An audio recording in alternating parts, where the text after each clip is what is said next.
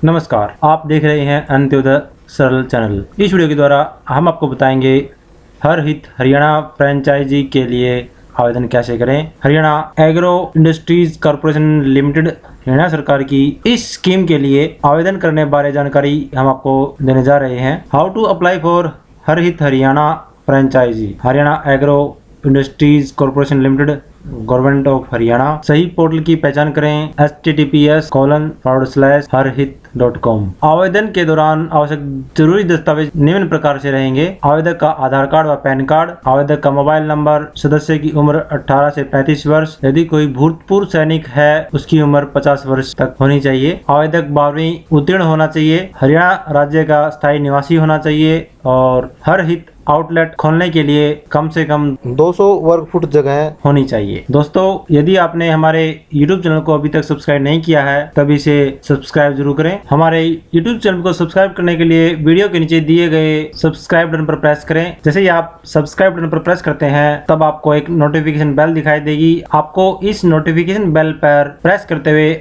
All option का चयन करना है। ऐसा करने से आपको हमारे द्वारा अपलोड किए जाने वाले प्रत्येक वीडियो के नोटिफिकेशंस ईमेल के द्वारा मिलने शुरू हो जाएंगे। यदि आपने हमारे YouTube चैनल को पहले से ही सब्सक्राइब कर लिया है तब इसके लिए आपका बहुत बहुत धन्यवाद। आप देख रहे हैं, इसके अतिरिक्त आपको अन्य जरूरी दस्तावेजों की भी आवश्यकता होगी जो कि इस प्रकार से हैं। आवेदक का पासपोर्ट साइज फोटो एवं हस्ताक्षर, आवेदक का परिवार पहचान पत्र, आवेदक द्वारा 200 वर्ग फुट या उससे अधिक स्थान की दी गई जानकारी के अनुसार दुकान के 5 फोटो अंदर और बाहर के, 10वीं एवं 12वीं का उत्तीर्ण प्रमाण पत्र। इसके अतिरिक्त यदि आप उच्चतम शिक्षा की जानकारी देते हैं तो उस स्थिति में आपसे उच्चतम और अधिकतम शिक्षा की जानकारी के प्रमाण पत्र भी आपसे पूछे जा सकते हैं। बेरोजगारी प्रमाण पत्र यानी कि एम्प्लॉयमेंट एक्सचेंज पंजीकरण का प्रमाण पत्र आवेदक को आवश्यक रूप से चाहिए होगा। यदि आवेदक ने अभी तक एम्प्लॉयमेंट एक्सचेंज के अंदर अपना पंजीकरण नहीं करवाया है तब वह पहले अपना यहाँ पर पंजीकरण करवाए।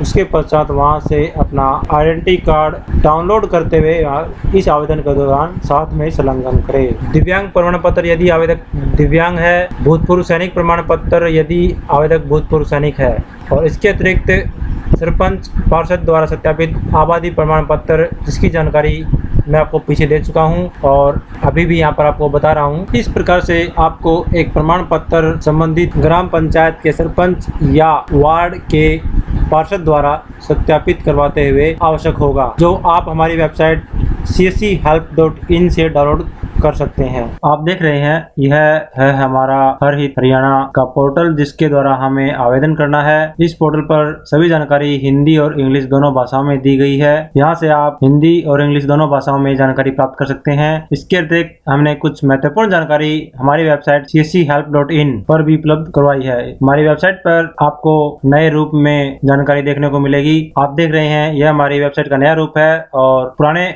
स्वरूप को जानने के लिए पुरानी जानकारियां आपको हमारी ओल्ड साइट बटन से मिल जाएंगी और नई जानकारी के अनुसार आपको पेजेस बटन पर क्लिक करना है। जैसे आप पेजेस बटन पर क्लिक करते हैं आपको हमारे द्वारा पोस्ट की गई सभी लेटेस्ट अपडेट्स की जानकारी आपको यहाँ पर देखने को मिल जाएगी। इस प्रकार से आप हमारे द्वारा अपलोड किए गए सभी अपडेट्स यहाँ पर देख पाएंगे। अभी जो जानकारी हम आपको देने जा रहे हैं वह है हर हित एक हाइब्रिड बिजनेस मॉडल। इसके बारे में अधिक जानकारी के लिए आपको रीड मोर बटन पर क्लिक करना है। जैसे आप रीड मोर बटन पर क्लिक करते हैं तब आपको हर हित से संबंधित विस्तृत जानकारी आपको यहाँ पर पढ़ने को मिल जाएगी। तो आइए देखते हैं हर हित पोर्टल पर हमें आवेदन कैसे करना है। यह हमारा हर हित पोर्टल है और इसके मुख्य पृष्ठ पर दिए गए रजिस्टर बटन के द्वारा हमें हमारा पंजीकरण शुरू करना है। जैसे ही हम रजिस्टर बटन पर क्लिक करते हैं हमारे सामने आवेदन हेतु फॉर्म ओपन हो जाता है और हमें यहाँ पर हमारी जानकारियां भरनी होती हैं। तो सबसे पहले हमसे यहाँ पर परिवार पहचान पत्र पूछा गया है। जैसा कि आप सभी जानते हैं कि हरियाणा सरकार द्वारा हरियाणा सरकार की सभी योजनाओं और सभी विभागों की सेवाओं के लिए परिवार पहचान पत्र अनिवार्य कर दिया गया है। अतः हमें सबसे पहले यहाँ पर हमारा परिवार पहचान पत्र भरना है जिसका एक अल्फा न्यूमेरिक नंबर सभी नागरिकों को परिवार पहचान पत्र के रूप में दिया गया है। उसे अगले कॉलम में आपको आवेदक का नाम भरना है, आवेदक का नाम आधार कार्ड के अनुसार जो यहाँ पर है वह आप यहाँ पर एंटर करेंगे। इससे अगले कॉलम में आपको आवेदक का मोबाइल नंबर दर्ज करना है और इससे अगले कॉलम में आपसे ईमेल आईडी के बारे में पूछा गया है। आपको यहाँ पर ध्यान देना है कि जो भी स्टार मार्क दिए गए हैं वह सभी ऑप्शन और कॉलम अनिवार्य रूप से आपको भरने हैं। इसके अतिरिक्त जहाँ पर स्टार नहीं है उस कॉलम को आप खाली छोड़ सकते हैं। और ईमेल आईडी से अगले कॉलम में हमें जिले का चयन करना है। सभी जानकारी इस फॉर्म के द्वारा जो मांगी गई है भरने के पश्चात आपको जनरेट ओटीपी बटन पर क्लिक करना है। जैसे आप जनरेट ओटीपी बटन पर क्लिक करते हैं आपको आपके द्वारा दिए गए मोबाइल नंबर पर एक 4 अंकीय ओटीपी नंबर भेजा जाता है। आपको वह ओटीपी नंबर यहाँ पर दर्ज करना है और आपको सबमिट बटन पर क्लिक करना है। जैसे ही आप सबमिट ओटीपी बटन पर क्लिक करते हैं उसके साथ ही आपका जो फ्रेंचाइजी का रजिस्ट्रेशन फॉर्म है व्यक्तिगत जानकारी के साथ आवेदन ओपन हो जाता है और यहाँ से आपको आवेदन की संपूर्ण जानकारी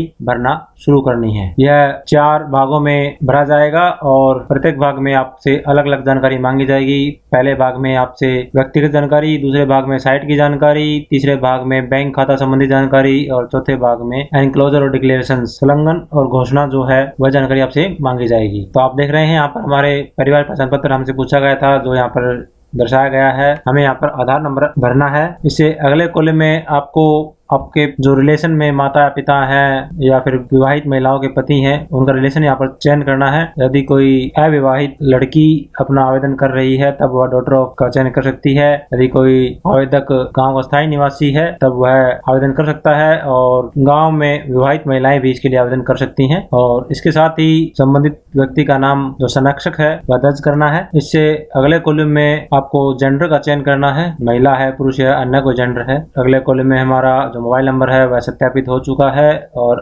हमसे हमारा अल्टरनेट नंबर पूछा जाता है। यदि किसी के पास उपलब्ध है तब वह यहाँ पर अपना अल्टरनेट नंबर दर्ज कर सकता है। इसे अगले कॉलम में आपसे जिला जो है वह पूछा गया है जो कि पहले से ही सत्यापित है और इसे अगले कॉलम में आपको एरिया की जानकारी भरनी है। आपका एरिया रूरल है या ग्रामीण है। अगर आप शहरी क्षेत्र के लिए आवेदन कर रहे हैं तब आप शहरी क्षेत्र का चयन कर सकते हैं। यदि आप ग्रामीण क्षेत्र के लिए आवेदन करना चाह रहे हैं तब आप यहाँ पर ग्रामीण क्षेत्र का विकल्प चयन कर सकते हैं। जैसे ही आप रूरल क्षेत्र का चयन करते हैं आपके सामने जो है ब्लॉक उनकी लिस्ट यहाँ पर आपको दिखाई देगी और जैसे आप ब्लॉक का चयन करते हैं उससे अगले कॉलम में आपको गांव का नाम जो है वह दिखाई देगा, वह आपको यहाँ पर एंटर करना है।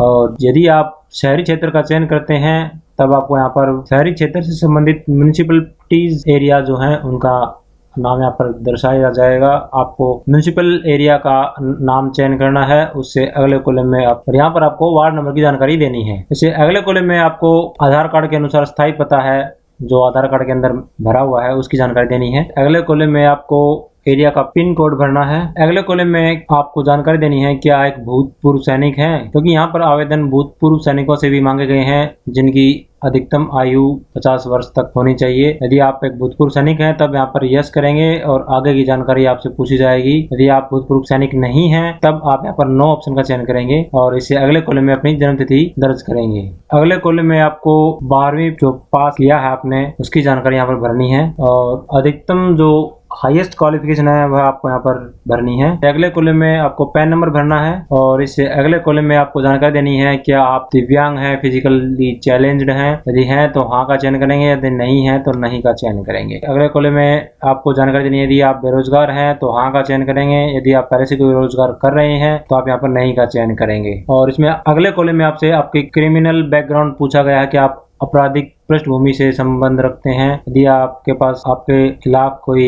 एफआईआर दर्ज है और अभी भी लंबित है तब आपको यहाँ पर यस का चयन करना है, अन्यथा आपको यहाँ पर नो का चयन करना है। इससे अगले कॉलम में आपसे पूछा जाएगा कि आप किस फ्रेंचाइजी श्रेणी के लिए आवेदन कर रहे हैं। तब आपको rural, small urban, large urban जो भी है, छोटा व्यापारी, तो ये सभी जानकारी आपको यहाँ पर भरनी है। तो यहाँ पर ग्रामीण एरिया का आप चयन करेंगे तो आपको प्राथमिकता मिल सकती है। स्मॉल अर्बन और लार्ज अर्बन में बहुत ही कम उम्मीद आप रख पाएंगे, तो अभी आप कोशिश करें कि ग्रामीण क्षेत्र का ज्यादा से ज्यादा चयन करें। यहाँ पर सेमी अर्बन में आपके तहसील और ब्लॉक एरिया का चयन छोटे शहरी के तौर पर किया जा सकता है और बड़े शहर में आप जिला स्तर के शहर को आप चयन कर सकते हैं। अभी हम यहाँ पर ग्रामीण एरिया के लिए आवेदन करने जा रहे हैं, तब हम यहाँ पर ग्रामीण एरिया का चयन करेंगे। और अपने बारे में यहाँ पर जानकारी आपसे पूछी गई है, लगभग 300 शब्दों में आप यहाँ पर जानकारी हिंदी या इंग्लिश में दे सकते हैं। इस प्रकार से आपको 300 शब्दों में एक शॉर्ट नोट यहाँ पर लिखना है, जो आपको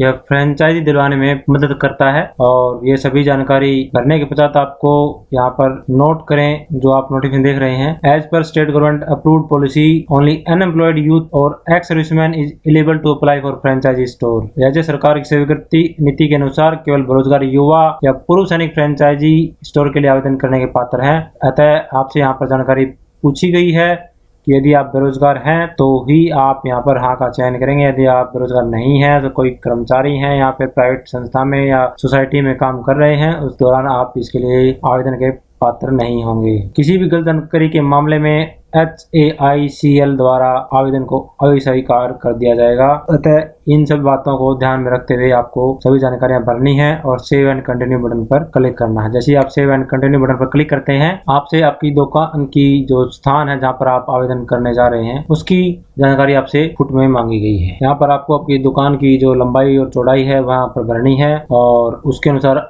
कैलकुलेशन जो है अपने आप यहाँ पर हो जाती है।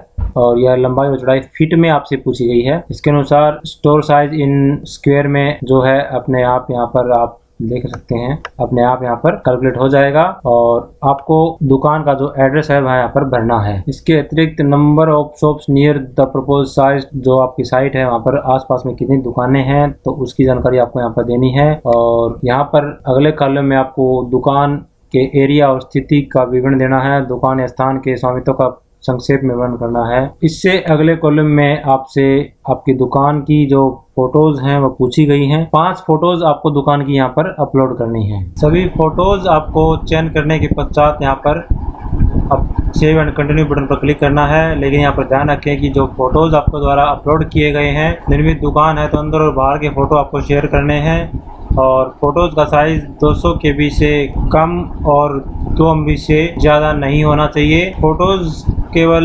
JPG और PNG फॉर्मेट में होनी चाहिए। और ये सभी फ़ोटोज़ आपको अटैच करते हुए सेव एंड कंटिन्यू बटन पर क्लिक करना है। जैसे ही आप सेव एंड कंटिन्यू बटन पर क्लिक करते हैं, हम तीसरे ऑप्शन की तरफ बढ़ जाते हैं और हमें यहाँ पर हमारे बैंक अकाउंट की जानकारी देनी होती है। सबसे पहले हमसे हमारे खाते का प्रकार पूछा जाता है, सेविंग अकाउंट है या करंट अकाउंट है। यदि आपके पास करंट अकाउंट है तब आप करंट अकाउंट की जानकारी दे सकते हैं। यदि आपके पास सेविंग अकाउंट है तब आप सेविंग अकाउंट की जानकारी दे सकते हैं। आपको यहाँ पर सेविंग अकाउंट का नंबर डालना होगा। अगले कॉलम में आपको आपके जो सेविंग अकाउंट की जानकारी है पुनः भरनी होगी। अगले कॉलम में आपको आपका नाम दर्ज करना है, जो नाम आपका बैंक खाते में दिया गया है। यहाँ पर आपको बैंक की जानकारी दी गई है, जिस बैंक में आपका खाता है आप उस बैंक के नाम का चयन यहाँ पर कर सकते हैं। तो अभी मेरा जो खाता है स्टेट बैंक ऑफ इंडिया में है, इसलिए मैं यहाँ पर स्टेट बैंक ऑफ इंडिया का चयन करूँगा। और इसे अगले कॉलम में आपसे बैंक ब्रांच के शाखा का नाम पूछा जाता है, आपको शाखा का नाम दर्ज करना है। इसे अगले कॉलम में आपसे बैंक अकाउंट से संबंधित IFSC कोड पूछा जाता है, जो आपको यहाँ पर भरना है। और इससे अगले कॉलम में क्या आपको मुद्रा लोन की आवश्यकता है। यदि आपके पास फ्रेंचाइजी खोलने हेतु पर्याप्त राशि है तब आप नहीं का चयन करेंगे। यदि आपके पास पर्याप्त राशि नहीं है तब आप लोन की आवश्यकता हेतु हाँ का चयन करेंगे। सभी जानकारी भरने के पश्चात आपको सेव एंड कंटिन्यू बटन पर क्लिक करना है। इसके साथ ही आप चौथे ऑप्शन पर पहुंच जाते हैं। यहाँ पर आपको सभी दस्तावेजों की जानकारी जो है जो आपसे पूछे गए हैं वह अपलोड करने हैं। तो आप यहाँ पर देख सकते हैं आपसे जो पूछा गया है, आवेदक का पासपोर्ट साइज फ़ोटो, हस्ताक्षर, आधार कार्ड का फ्रंट और बैक, 10वीं की मार्कशीट, 12वीं की मार्कशीट, अधिकतम जो आपकी हाईएस्ट क्वालिफिकेशन है उसकी marksheet, pan card, bank statement 6 महीने की। आप ध्यान रखें कि आपको जैसे 6 महीने की बैंक स्टेटमेंट यहाँ पर अपलोड करनी है। डोमिसाइल आपको अपलोड करना है। सरपंच पार्षद द्वारा सत्यापित जनसंख्या शपथ पत्र, आपको एक जनसंख्या का शपथ पत्र अपलोड करना है।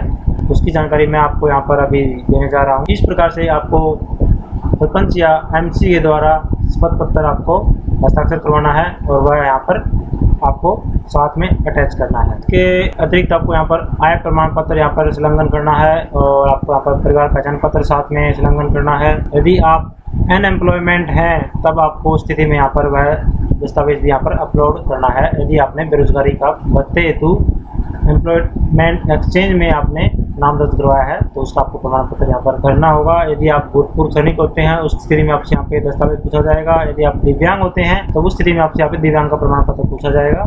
तो अभी हमारे पास आप देख रहे हैं जो अनिवार्य है हमसे आवेदक का फोटो, 10वीं का प्रमाण पत्र, पैन कार्ड, 12वीं की मार्कशीट प्रमाण पत्र, उच्चतम योग्यता प्रमाण, ये सभी जो दस्तावेज अभी अनिवार्य हैं जो आपको अनिवार्य रूप से अपलोड होगा। ये हम यहाँ पर हमारा जो दस्तावेज है वह एक एक करते हुए अपलोड कर देंगे। सभी दस्तावेज अपलोड करने के पश्चात आपको यहाँ पर नीचे दिए गए डिक्लेरेशन जो स्वयं घोषणा पत्र है उसकी आपको सहमति देनी होती है।